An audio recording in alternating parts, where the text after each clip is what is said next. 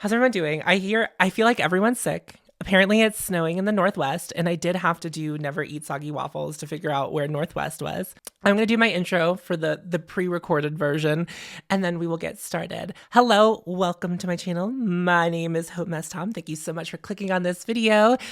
Today I'm going to be doing my Critical Sass. I'm doing it live. There are people in the chat right now as I record this intro for you. But Critical Sass is my new makeup release videos where I go through all of the new makeup releases and I try to decide whether or not they are good. And whenever we do it live, we all talk about it together and it's really, really fun. But my channel is really about loving my makeup collection as it is first and foremost, and then being very considerate whenever I do decide to bring something into my makeup collection. So if that kind of content sounds good to you, or if you're just new and you're watching the live, I would love to have you subscribe. Make sure you like this video because that helps me. And I'm also on patreon.com if you would like to support me there, but there is no pressure to do that. I'm just so happy that you're here. And thank you to all of my current patrons. You're the best. Also, super chats are on. You don't need to use those, but they are on should you feel so inclined. I tried to go from oldest to newest, although I feel like I both just did a Critical Sass and I haven't done Critical Sass in like 7 years. So honestly, it's how I always feel when I do it. So first up, this has been out for a while. So this is the Odins Perfect World Collection, which is collaboration with 3 creators. We have the one with Baddie Bean, one with Makeup Just for Fun, and one with Lauren May Beauty. Oh, it's someone's first time on a Critical Sass Live. Hi, Megan. Welcome to a live. Odin's has been kind of like doing these like collaborations with creators for some time now. I don't remember what the first one was called, but it was, I think Annette, oh my God. I blanked on the other 2 creators so fast. I was like, I'm going to be able to do this. And then those 3 came out in like a bundle. And then Angelica, she got her own release. And then these 3 creators, they now have this release together. I'm unsure of how those decisions get made. I don't know the back end of all of that. These are really pretty. And I also love that Odin's Eye changes up the presentation of these palettes, because if they all were like the original 3 that opened like a storybook, or if they all looked like Angelica's palette, I think that would make it all feel the same. I kind of watched Lauren's video about this. So first and foremost, I guess I should tell you how I feel about this. I think it's really pretty. I think these are all really pretty. I think they're nice. But as you all know, eyeshadow doesn't really get my blood bubbling, really. And you all know I love Lauren May Beauty. I did a Becoming video on Lauren May Beauty, and her palette makes perfect sense. I don't really watch the other 2 creators mentioned here, but congratulations to all 3 of them. Getting your own like eyeshadow palette, that's like very, very, very cool. I wouldn't have bought these even if I think I was like interested in eyeshadow right now, because I don't know. It just takes so much for me to get really excited about an eyeshadow palette release. So if I'm looking like, for me, the green one, you know, I have that. When I look at Lauren's palette, which isn't entirely blue, it isn't like inherently blue, but like blue is the basis for it. I like it, but I'm not like attracted to a blue color story. And while there are definitely colors in there that I could play with that aren't blue, I would just use the eyeshadows I already have. And then the one on the bottom right, hopefully that's the direction, the pink one. Those are like bright and colorful. And while I do like to play with bright, colorful things sometimes, it's not my jam. Odin's Eye, having tried the formula, I enjoyed it. But I also feel like Odin's Eye has had kind of like a controversial moment as of late with the single eyeshadows. There was a lot of things going around on, at least like in the indie beauty community on Instagram. There was a lot going on about people saying that those eyeshadows weren't good, and then other people saying that they were good and like they creased.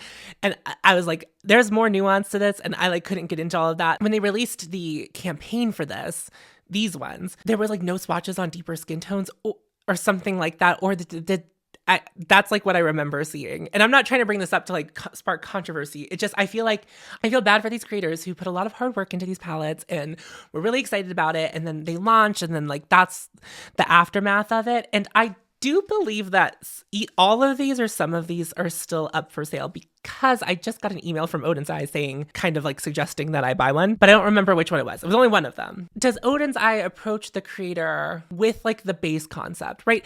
Like, I don't know that I would have expected Lauren to like go with this oceanic blue color story if like she had 100% free reign. Do you know? So I guess I just don't really I don't, like, me as a content creator, if brand wanted to work with me on an eyeshadow palette, but they were like, this is what we have in mind for you, I'm not sure I would want to do that. Do you know what I mean? And that's not to say that these creators, like, I'm just talking for me. Like, I would want to like come up with it from top to bottom, obviously with the help of a brand who knows what they're doing. But like, if I like got involved in something like this and they were like, you're going to do the ocean inspired palette, I'd be like, I wouldn't want to do that, because it's just like, that's not like my vibe. I'm so curious. I feel like I've seen a lot of this, and I also see so many people popping into the chat. Hello. Oh, I meant to mention this at the top of this live. Tiffany was supposed to be here, and what I was going to have them do was go through your comments and give me the highlights and the overarching themes. But Tiffany is not well and is staying home, and their child is not well. But soon, when we're roommates, because we're going to be roommates, that's like that's a fun news. Me and Tiffany are going to be living together soon. I will also have whatever sickness the child has. Judy and Tina were the two creators that I was missing on that original collaboration. Thank you. I see a lot of loving our own collection instead of buying the new thing, which I always appreciate. So Kieran says that they wish they would keep the same format, some of the collections, so that it looks tidy. I guess I can understand that. If you're a collector, you would want things in like maybe the same size. Oh, I see someone saying that Odin's Eye is going to be a note brand for them. I think in Lauren's vid, she said she did get approached for a sea-themed concept. That's what I thought I remember her saying, but I like couldn't remember that for sure. I see so much more of Betty Jean in the Shroud collabs. I don't watch Betty Jean's content, and that's not because I dislike her or anything like that. I just, you can't watch everybody. I found the Shroud ones more interesting than this one with Odin's Eye, for sure. This is from Haus Labs. These are their new blushes. They're called the Color Fuse blushes. Trend Moon says this: it is a mega sized, velvety soft, clean, talc-free blush that melts into the skin with buildable color, smooth second skin finish. This Haus tech powered with fermented arnica and hydroberry to deliver skincare ingredients while delivering on color. $38 each, 5 shades, and these will be available tomorrow. So these have not launched yet. Wow, I thought I was really behind. I remember seeing these and being like, it's not even going to be worth me talking about. Here's how I'm feeling, right? We all love blush. We all love blush. We love blush. I'm saying I'm including all of you in this conversation. We love blush, right? We're like blush people. We love blush. Whether you wear a lot of it or a little of it, we like blush. The hoties, the hote heads, we're out here loving blush. When I think of the new Haus Labs, right? The one that we're currently the iteration that we are currently living in. When I think of the bronzers, the foundation, and the highlighters that like all have come out, they are such nuanced shades. Like the foundation almost to a fault, because it was like there was like so many options and they were weirdly like that was to a fault. So many nuanced shades. This looks like any other blush release from any other brand. These shades don't feel like nuanced or like really well thought out. But when you have you have like this wide array of bronzers that have different undertones, and there seems to be something for everybody or almost everyone. How are these the blushes that you ended up coming up with? And I just don't understand that. And I understand that like the new Haus Labs is like a little more serious, a little less playful, but like, let's not be so rigid that these are the only blush colors you come out with. So we have the hot pink that everyone has, the hot pink that I'm wearing. We see that. Then it's berry, peach, orange, red. I don't know. The thing I'm fairly certain about is like all of the powder products from Haus Labs have gone over well. I don't know if these are like the baked gelée. I think that's what the formulas have been. I'm sure it's going to be lovely, and I'm sure it's going to look really beautiful. And I think all of them there's like certain ones that are going to look really great on many skin tones. I wish maybe we didn't do a range. Maybe we did a range of 7. So we just like extended 2 and we just like had something different, like a periwinkle one, which is like not super like not like the most unique thing, but like just something. Just give me something to like chew on or something. Just give me a little give me a little je ne sais quoi. I feel like these are all lacking je ne sais quoi. And like there's another blush release in here that I think has done that a little bit better. But I guess I feel disappointed after seeing Haus Labs. And I have been testing the Haus Labs foundation for quite some time, and I've been reaching for it quite a lot. So I have been liking it. So I'm just kind of disappointed that I like got into this and I was like, oh, that's it. That's just kind of it. That's just how I'm feeling. I need that peach right now. I need it yesterday. It looks more orange than peach to me, but who knows what it will look like on the skin. That's so different. The hote heads. I forget who said hote heads, but was it in a comment or an Instagram? I don't know. It made me laugh really hard. I know they're all the same, but my brain tells me I need every peach blush. I feel like this is how I feel, Megan. This is what Megan said. I feel like I see this color scheme from many blush releases lately. It's not bad, but am I wrong? I agree with you, but 100%. So I wonder if these go well, maybe we will see something a little more interesting. This one's a little behind. This This was a Valentine's Day release, so forgive me.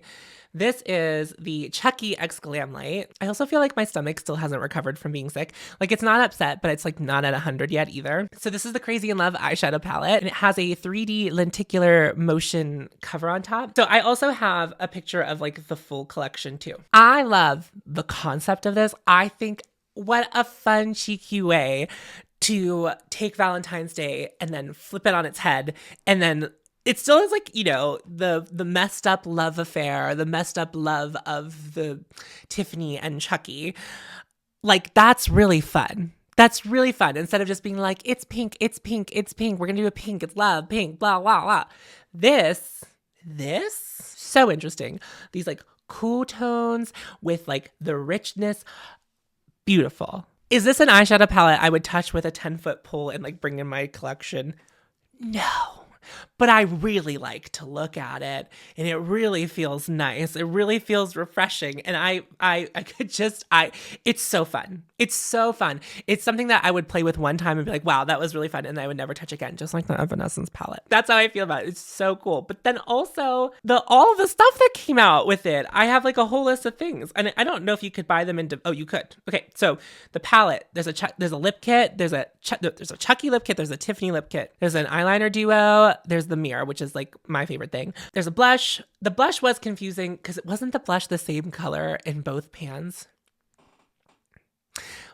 Explain that one to me. It's just such a cool release. The blush thing is an issue. It really is an issue. But like it was fun. It's so fun. If we're talking about things that I get excited to see in makeup, is like something like this, which feels like unique and interesting and fun, or like innovation as far as like formulas or stuff like that. Like if they would have slapped any other IP on this, I might have still been interested because I do think this color story is really great on the eyeshadow palette, but like it's so good. It's so good. I think they hit it out of the park. I hear good things about Glamlite's formulas, so I imagine it's probably works very well. Not from space. This is actually the first Glamlite palette you did not buy. Wonder why? This palette goes with my lip today. Yeah, it would look really nice with my lip today. I wish it were a 9-pan. You know, I always love an edit. Consolidation. Riley said, I was getting pissed trying to dupe this because the brand swatches look absolutely nothing like the swatches people posted. More stuff I don't always see going on.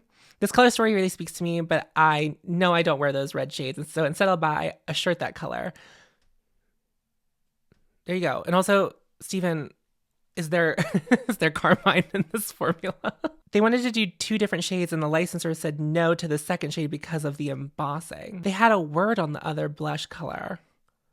Well, do you guys know what the word was? I'm so confused. What did they say? Okay, that's interesting. Would love to know more. If it's not appropriate to post on here, someone can just DM it to me.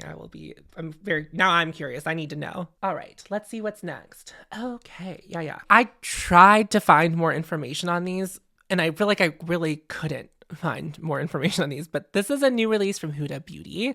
It's 2 new 9-pans, and they are all matte, and they are going to be released on February 27th. I assume this will be the same pricing as the Obsessions palette, but I don't know how much those are anymore. I believe they were like $29 when I worked at Sephora, and that was more than 2 years ago now. And with all the stuff with inflation, I have no idea how much these might cost. So I would guess like 32. I don't know. I have no idea. It's interesting. We are seeing some more just all matte releases. We saw one from Pat McGrath, and now we are seeing one from Huda, and there might be more. I just don't, I can't keep up with everything going on. I kind of like that. It reminds me of when Viseart, the olden days of YouTube, when the Viseart palettes were like these really coveted things and they were all matte palettes. And I remember feeling like that was very confusing. But here's what I will say now, as someone who wears makeup.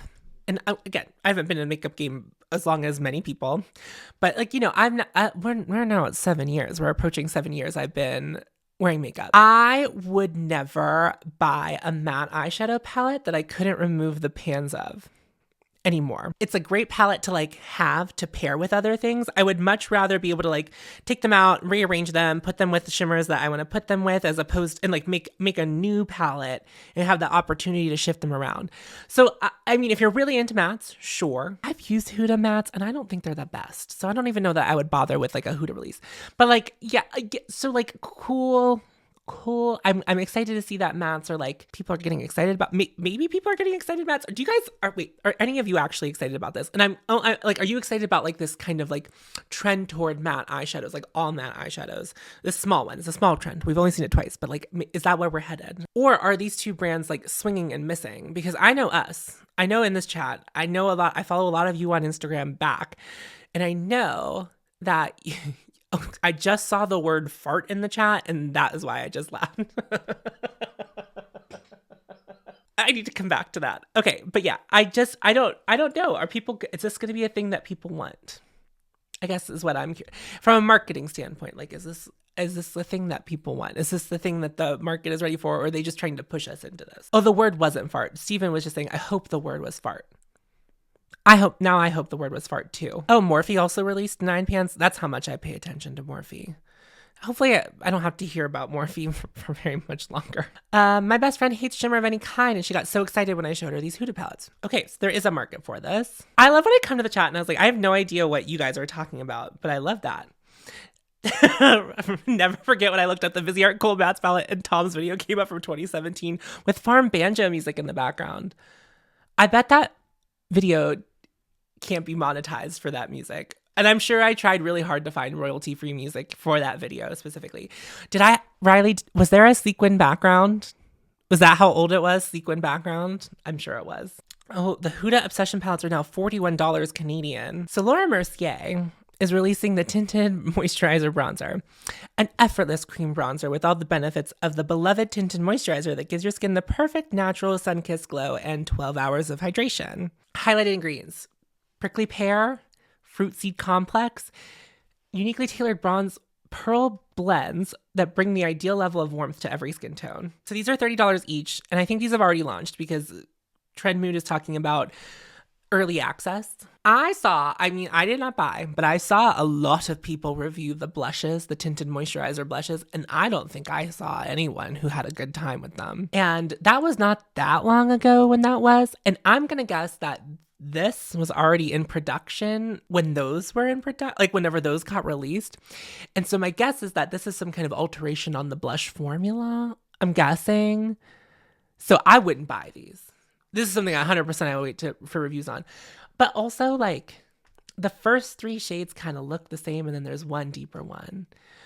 But there's some uniquely tailored bronze pearl blend in there, so I don't know if it's one of those things like the pH balancer or any foundation I bought that's supposed to adjust to your skin. I don't know. This feels not good. Maybe I don't know if people have started reviewing this on the internet yet. This isn't something that I would even be remotely interested in, by the way. Like, I don't even know what Laura Mercier could do that would make me go, I would like to try that. Also, I don't even think this is the last Laura Mercier thing that we're going to read for filth today. But yeah, I don't know. I think it's unfortunate. If this is like a very similar formula to that blush formula, unfortunately for them, I can't imagine that this is going to go very well for them. And if it is something they had time to adjust the formula after getting the feedback from the blushes, then hopefully it's better. My manager at Sephora used to mispronounce the brand as Larry Mercer, and this is how the tinted bronzer shade makes me feel. I had a college professor who pronounced Christian Louboutin, Christiane Louboutin, and that's how I say that brand now. So I don't even say Louboutin anymore. I say Louboutin. Literally nothing is more boring than bronzer. That's fair. I happen to really like bronzer. I had a sample of the tinted moisturizer blush and it was okay, but so light on me. It's already getting bad. Alex says it's already getting bad reviews. Sometimes with reason and deduction, we can figure things out before we even buy them. Welcome to Critical Sass, everyone. We're 30 minutes in, but welcome. We've done it. We've achieved Critical Sass. LYS. I think there are 2 of these, and I went high and low to try to find the other one because I saw it once and I should have screenshotted it then, but I was like, no, I'll be able to find it again. And I wasn't able to find it. But LYS is releasing eyeshadow palettes. This is one of them. This is the Love Yourself eyeshadow palette. And I did have a picture of the swatches of the other eyeshadow palette, but I didn't have a picture of like the actual palette. Anyway, first and foremost, always happy to see brands extend and do new things and try new things. So I appreciate it. I have not. I don't think I've come across an LYS product in the wild. It always looks bulky. And I've heard people have had trouble with storage. And I know that's a stupid thing. I know that people don't like whenever I complain about packaging, but that's a me thing. And I like to store things a certain way. And like sometimes I do give things grace, you know, like the industrial palette. Not my ideal storage situation either. I don't know. How excited am I going to get about? I imagine these pans are really small. Like I look at that. I think that's pretty. I think that if you want something to take with you every day, there's like enough to do like a neutral eye, and then like you have a couple options for pops of colors. So like it's pretty. It's cool. I hope the formula is great, but like this can miss me. I would have bought this in high school. I love this brand, and this is why we don't stand brands. We were rooting for you. We were rooting for you, LYS. Why this? The triangles irk me. Okay, so it's not just me. It's giving Gabs Illuminati vibes. It's giving the interior of a really old Greyhound coach bus. I think the pops with the warm mattes is kind of interesting. I think it'll look better on the eye than I think it does in the pan. Like, I think that those colors all work together.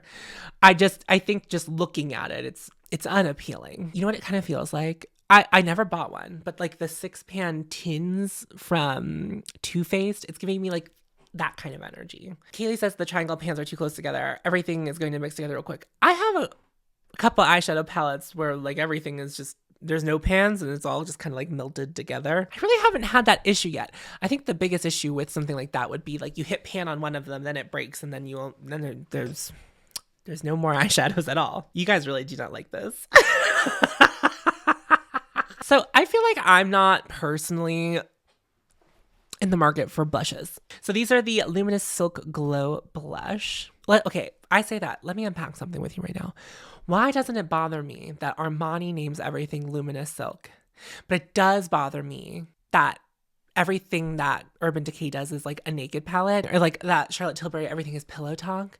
But these being the Luminous Silk, that's fine by me.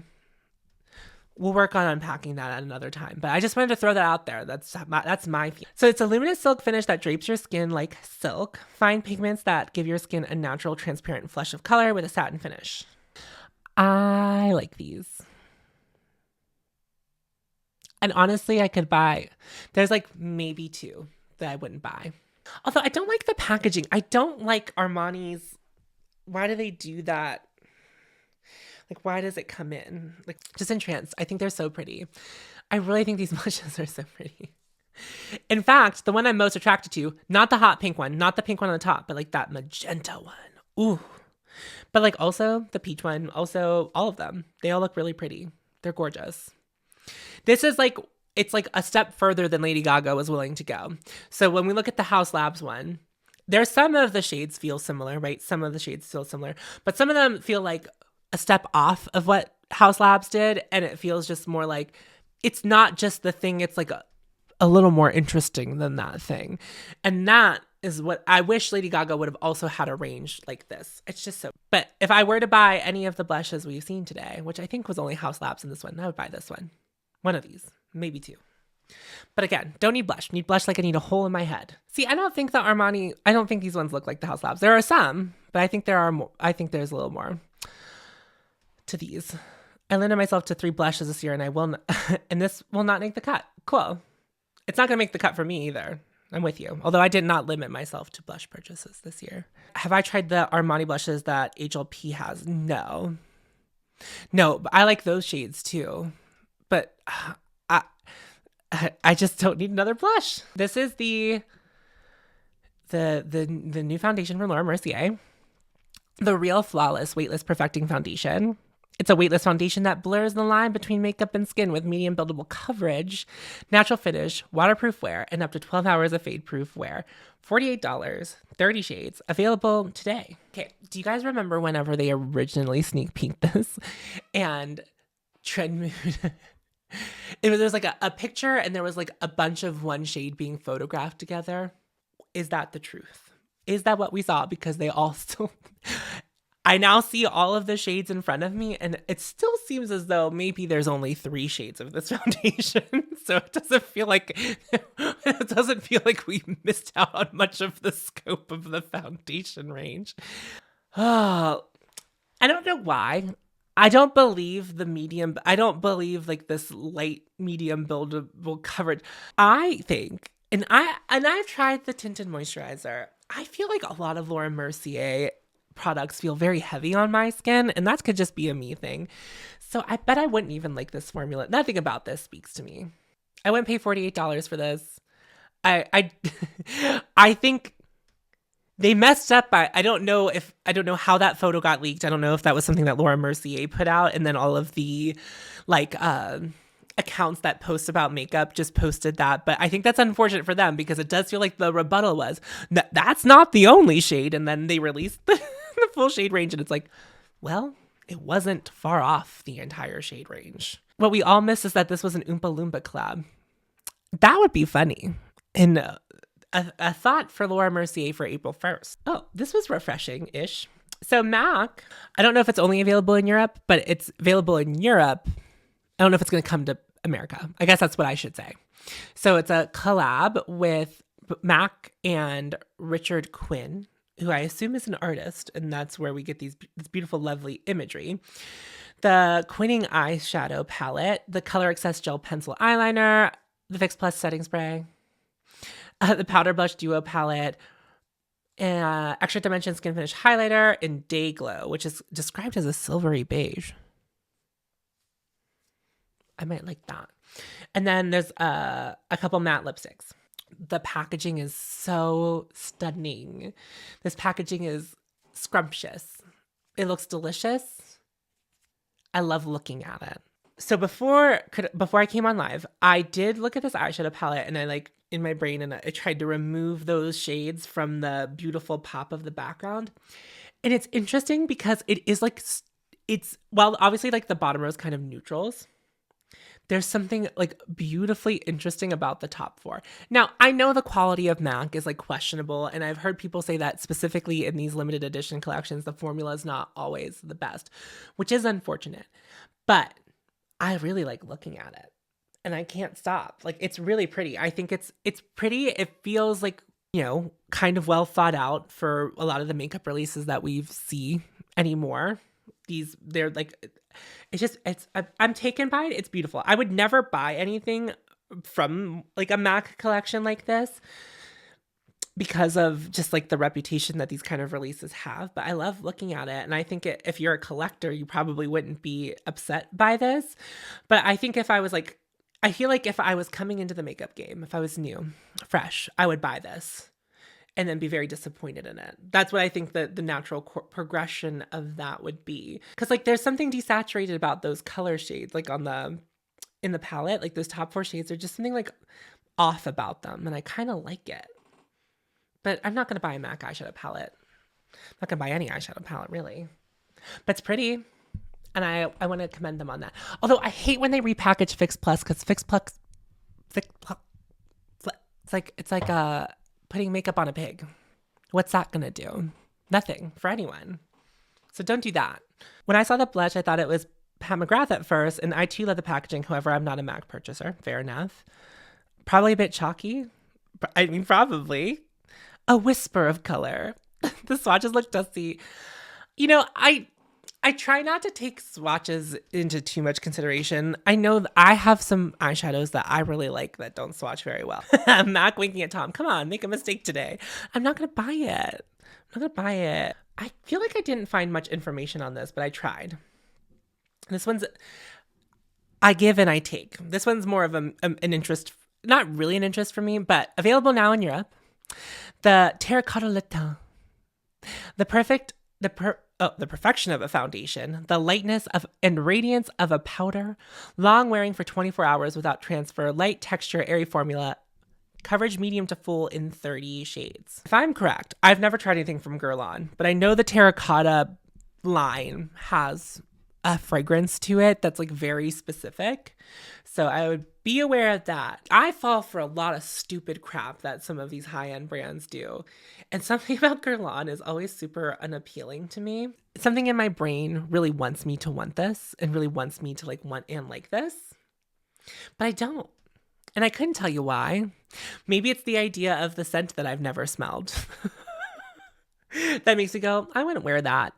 However, I am wearing a Gucci foundation today, and it does have a scent when you first apply it. I don't mind that. So I don't know if it sticks around. But there's also another foundation that I'm testing a lot of foundations.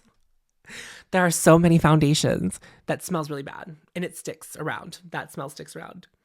But I'm imagining that this smells bad and probably won't be as nice as I think it's going to be. And I think I need to leave it at that. That's how I feel about this foundation. I think it looks pretty. I think in my brain I would want to try it. But then I think if I did try it, ultimately I would be disappointed in it. And therefore, why even try it? Givenchy is better than Guerlain.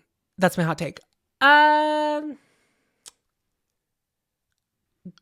least in this particular shade range, Guerlain has Givenchy beat in complexion as far as different skin tones go. I'm not even saying that Guerlain's the best, right? But Givenchy's really bad with their shade ranges. That's how I've always wanted to buy the meteorites. Now, Natalie describes them as a Emperor's New Clothes situation. I feel like that'd be me. I'd put them on and be like, ooh, it did everything, and it probably does nothing. Speaking of Gucci foundations, that new Gucci foundation, it's what I have on my face. The Beauté de Beauty, something like that. This was confusing to me. So this is the new Very Valentino 24-hour wear hydrating concealer. A multi-use creamy lightweight concealer that delivers medium coverage and brightens skin's radiance for a creaseless finish that lasts all day. $35 in 20 shades. Again, the shade range is baffling. How many shades of the foundation are there? I thought there were more. I feel like whenever their foundation launched, I felt like I looked at it and was expecting worse. The thing about the Valentino line is I think at first, whenever they first said they were going to release a brand, like a makeup brand under the line, I was like interested to see how that's going to be. But I've heard that their formulas are really high performing, but then everything else about them is very disappointing. So it's like high performing formulas, but like the packaging isn't really nice. It's like, it's kind of like a compromise. And if I'm going to spend Valentino prices on things, I need the whole package. It's giving me Chantecaille vibes, where it's like you're paying for a very nice formula, but like why also isn't the packaging like meeting the expectation of that? And I know that their foundation is a soft matte foundation, so I don't know why we would release a radiant concealer to kind of go with it. I'm just like a little perplexed by this. Just thinking about like the way that I don't know. I don't know why I'm so perplexed. I don't even know why. I like brought this in for me to think about. I don't know if everyone else is interested. I'm just so confused. That Very Valentino foundation was the worst foundation I ever tried, and it smelled like Nani's purse.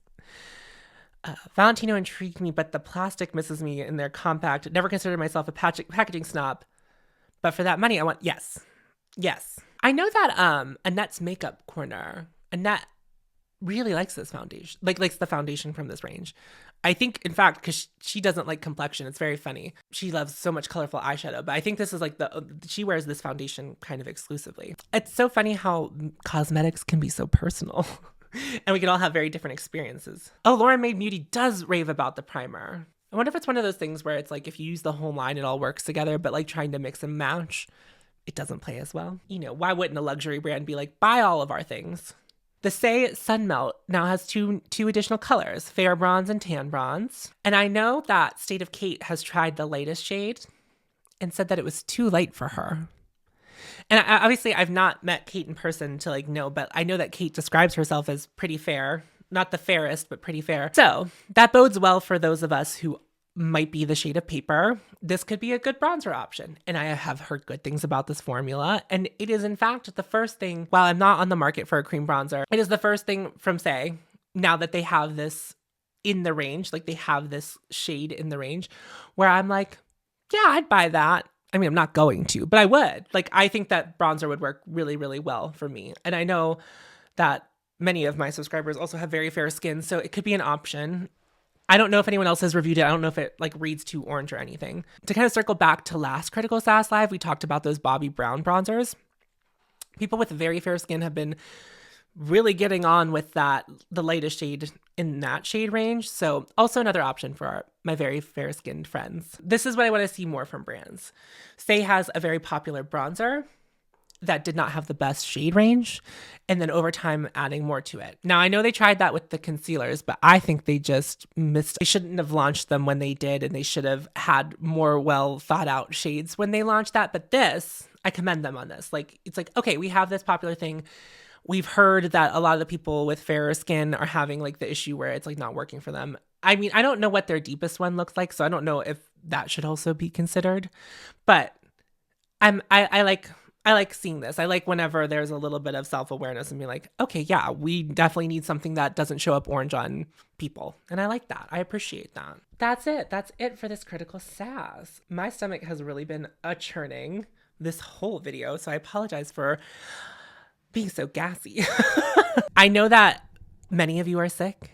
Some of you are stuck in the snow in the Northwest, which is not the north that I live in. I live in the Northeast, which I did have to think about, like, where do I live? So I hope everyone's safe. I hope everyone who isn't well gets well soon. I hope everyone who is well stays well.